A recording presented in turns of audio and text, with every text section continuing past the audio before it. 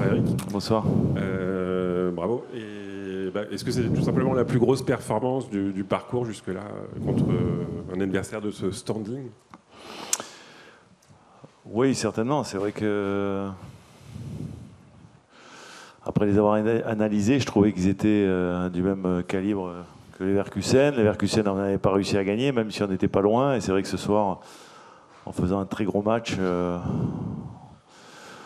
on a réussi à battre cette équipe. Donc c'est pas effectivement un petit exploit pour le club que nous sommes. Et c'est vrai qu'il y a beaucoup de fierté ce soir quand je vois l'engagement de mes joueurs, leur volonté d'aller au bout d'eux-mêmes. Quelquefois un peu trop parce qu'on a encore perdu des joueurs sur blessure. Mais bon, voilà, c'est effectivement une très belle soirée et une soirée certainement qui marquera l'histoire du club. David? Eric, vos joueurs ont mis énormément d'intensité ce soir. C'était assez... Ouais, c'était forcément on ne peut pas espérer pouvoir battre ce genre d'équipe, ce genre d'adversaires, qui sont des adversaires qui sont rompus à toutes ces compétitions, qui ont l'expérience, qui ont les moyens, qui ont les joueurs, qui ont le talent. Sur le banc de touche, quand même, il y avait deux joueurs de milieu de terrain qui étaient le double pivot de l'équipe hollandaise au dernier Euro. Donc c'est dire. Avec Verman et Schouten. Donc forcément, si on ne met pas cette intensité, cette agressivité qui nous caractérise et qui nous a beaucoup caractérisé la saison dernière notamment, il n'y a aucune chance qu'on puisse exister, surtout en plus avec une équipe qui était forcément amoindrie et quelque part sans pas mal de ses forces vives. Donc voilà, c'était essentiel pour nous de pouvoir déjà rivaliser au niveau de cette intensité, peut-être même être supérieur et après être capable de pouvoir créer des problèmes à cette équipe par le jeu. Et c'est vrai que le message qu'on a fait passer tout au long de la journée et même hier quand on préparait ce match-là avec les vidéos, c'était qu'on voulait vraiment être proactif, vraiment être capable de faire courir de temps en temps cette équipe, de les obliger à défendre, peut-être un peu plus que ce qu'ils font en championnat. Parce qu'ils sont tellement dominateurs dans leur championnat national que voilà. Donc ça s'est bien goupillé ce soir parce que déjà on n'a pas fait d'erreur grossière qu'on a répété sur les derniers matchs, et puis après parce qu'on a mis les ingrédients qui nous ont permis effectivement de faire basculer le match de notre côté. Pierre-Yves. Bonsoir Eric. Tu as joué ce soir avec pas mal de joueurs absents, des joueurs majeurs. Qu'est-ce que ça dit de ton groupe de gagner contre une équipe comme ça, comme le PSV? Tu finis sans le Cardinal, tu mets Fernandez à droite. Tu n'avais pas un banc non plus hyper étendu. Qu'est-ce que ça dit finalement de ce groupe-là aujourd'hui? Ça dit qu'on a un groupe de qualité, tout simplement. Mais ça, je le sais depuis un moment. Je le sais qu'on a un groupe de qualité. Après, c'est vrai que sur la durée, on ne peut pas pouvoir non plus exister au plus haut niveau si on a trop et notamment nous, si on a trop de blessés, parce que sur un match, sur deux matchs, ça a été déjà le match de Lille, c'était compliqué. Là, encore plus compliqué ce soir, on perd à nouveau des joueurs. Mais ce que je retiens surtout, c'est bien sûr la qualité de mon groupe, mais surtout aussi son courage. Et ça, c'est pas donné à tout le monde d'avoir ce courage-là. Il y a un garçon, par exemple, comme Abdoulaye Ndiaye qui a joué toute la partie parce que dès son premier tacle, il s'est fait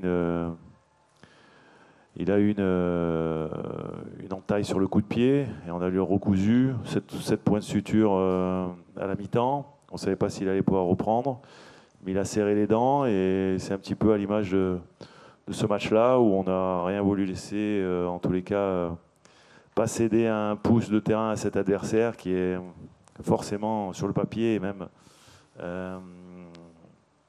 pas que sur le papier, certainement aussi plus fort que nous, mais sur un match, comme je dis souvent, si Angers commençait de le faire, si on est à notre niveau, et ce soir je pense que tous les joueurs qui ont participé ont été à leur niveau, sans leur demander des choses extraordinaires, mais en tous les cas d'être la meilleure version d'eux-mêmes, on est capable de faire ce genre de performance et du coup vivre une très belle soirée. David. Salut Eric, je voulais qu'on parle un peu des émotions parce que ça a quand même été mine de rien une soirée folle. Déjà il y a le scénario, il y a ce que tu nous racontes là. Est-ce que tu peux nous raconter toi comment tu as vécu ça et comment le groupe l'a vécu, notamment à la fin? Est-ce qu'il y a eu une explosion? Est-ce que ça a été une euphorie totale? Ou est-ce que la compétition n'est pas encore terminée et ça reste contenu? Merci. Non, je pense pas qu'il faut se contenir quand on a ce genre de...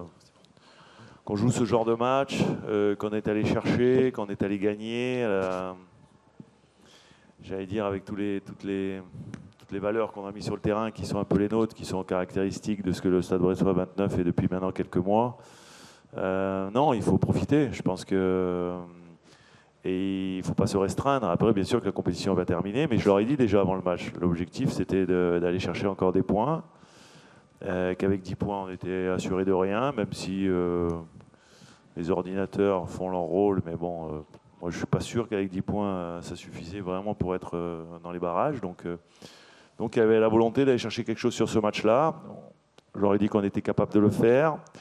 Et ce que j'ai aimé aussi, c'est qu'au-delà du cœur, tactiquement, ils ont été capables de bien animer un système qui était un petit peu différent au départ du match, d'en changer en cours de match parce que l'adversaire s'était adapté à la mi-temps en faisant rentrer en changeant les deux latéraux, mettre des garçons justement beaucoup plus joueurs que réellement des défenseurs, parce qu'ils avaient bien compris qu'avec notre 4-4-2 en losange, on laissait un peu plus de liberté à leurs latéraux. Donc, et c'est pour ça que nous, on s'est aussi réadapté dès qu'on l'a pu pour bloquer un peu plus ces couloirs et mettre en plus des joueurs offensifs qui pouvaient faire mal à leurs latéraux, qui du coup n'étaient plus des véritables défenseurs. Donc voilà, c'était aussi, je pense, la satisfaction ce soir, c'est que les joueurs ont réussi à animer d'abord un premier système, après se rebasculer dans un autre, et puis également pas perdre le fil du match au niveau tactique. Et ça, c'est très important parce que je leur demande souvent de lire le match, d'être capable de l'analyser, d'être capable de s'ajuster aussi, même si nous, notre rôle, bien sûr, c'est de les accompagner dans ce cadre-là.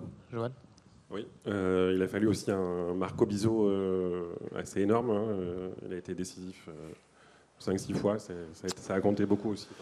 Ah, c'est sûr que pour gagner ce genre de match, tu es obligé d'avoir un très très bon gardien. Et ce soir, Marco a été lui aussi la meilleure version de lui-même, tout simplement. Et il a été un petit peu, j'allais dire, pas critiqué, mais en disant qu'il était un petit peu moins décisif que la saison dernière. C'était un constat d'ensemble et collectif. Et ce soir, quand on a retrouvé ce collectif-là, eh ben, il arrive à s'exprimer aussi et à nous laisser dans le match, tout simplement. Donc c'est vrai qu'à un moment donné, il a été décisif. Et on a besoin de ça. Si Brest, en Champions League, n'avait pas besoin d'un grand gardien, ça serait quand même qu'on aurait une équipe assez incroyable. Donc oui, Marco a fait ce qu'il a fait et ce qu'on avait besoin qu'il fasse. Et c'est vrai qu'on est très satisfait. Je pense que lui est très heureux aussi de finir la soirée avec un clean sheet parce que ça fait un petit moment que ça ne nous était pas arrivé. Raël? Ouais, bonsoir Eric. Bonsoir. Vous avez dit que par rapport aux points, vous ne croyez pas qu'avec 10 points c'était fait pour les barrages? Pas sûr, non, j'étais pas sûr. Non, bien sûr, mais par contre là, est-ce que vous croyez au top 8? Est-ce que vous pensez au top 8? C'est pas que je crois au top 8, mais en tous les cas, ce qui est sûr, c'est que dès le prochain match, on essaiera encore de grappiller des points et pourquoi pas d'aller chercher ce top 8. Alors, on n'en sera peut-être pas capable, mais en tous les cas, il est évident que, comme on le fait depuis le début de cette compétition, et je pense que ce soir, on l'a encore montré, on n'est jamais rentré dans cette compétition comme le petit poussé que l'on est, en tous les cas, dans les faits, dans les actes, et on continuera à le faire. Et peut-être qu'on perdra les 2 derniers matchs, mais en tous les cas, on essaiera forcément d'aller chercher le plus de points possible, et puis après, on fera les comptes à la fin. David? Pardon. Okay. Oui. Ah oui. Justement, là, vous êtes qualifié au moins pour les barrages, donc c'est Là, je crois que oui. Là, ça, on peut le dire. Donc c'est quand même. C'est quand même extraordinaire. Ouais, c'est quand même assez extraordinaire. Il faut aussi le souligner parce que bon. Je ne sais pas s'il y avait beaucoup d'observateurs qui nous auraient prédit 13 points après 6 matchs de compétition. Quoi. Pierre-Yves?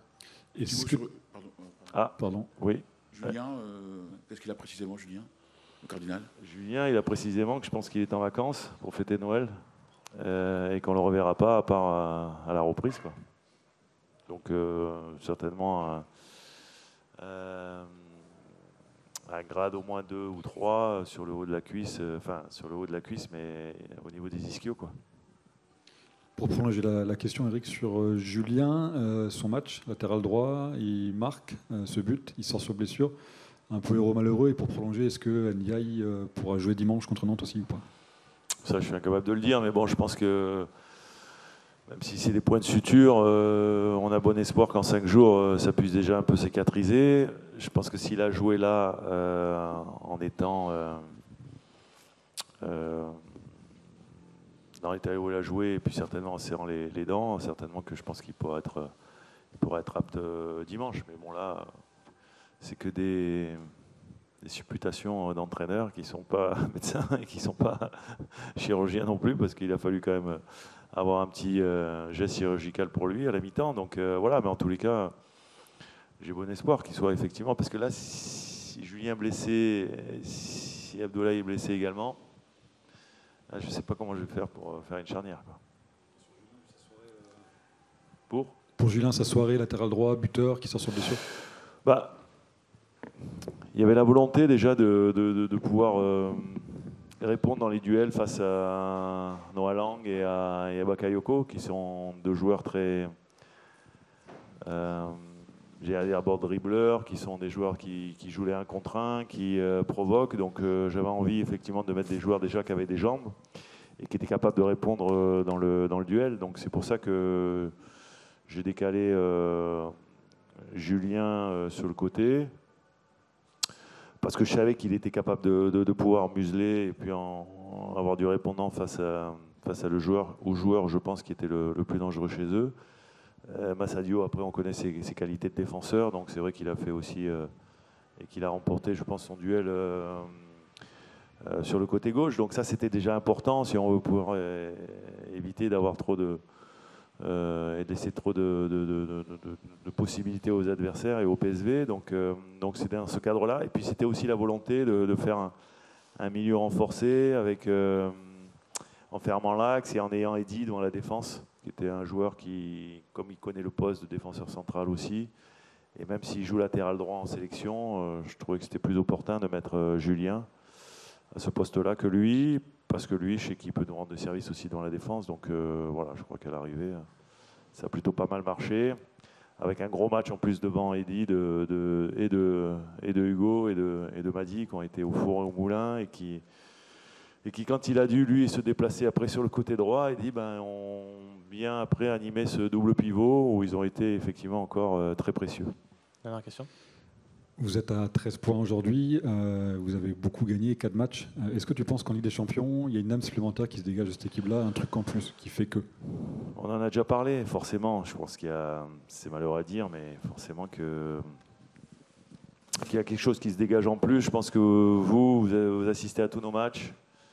Vous voyez les matchs. Il est évident que, pourtant à Lille, on a fait aussi un bon match, mais il est évident qu'il y a ce petit supplément d'âme, certainement, pour des joueurs qui découvrent cette compétition. Et le problème, c'est que, voilà, est-ce qu'on est capable, tous les 4 ou 5 jours, de pouvoir éditer ce genre de performance, cette intensité, tout ça. Et ça, c'est la vraie problématique. Alors, à un moment donné, ma volonté, c'était de faire pas mal tourner quand les matchs s'enchaînaient, pour que, justement, on ait toujours des joueurs assez frais et capables, justement, de pouvoir répéter ce genre de performance athlétique, tout simplement.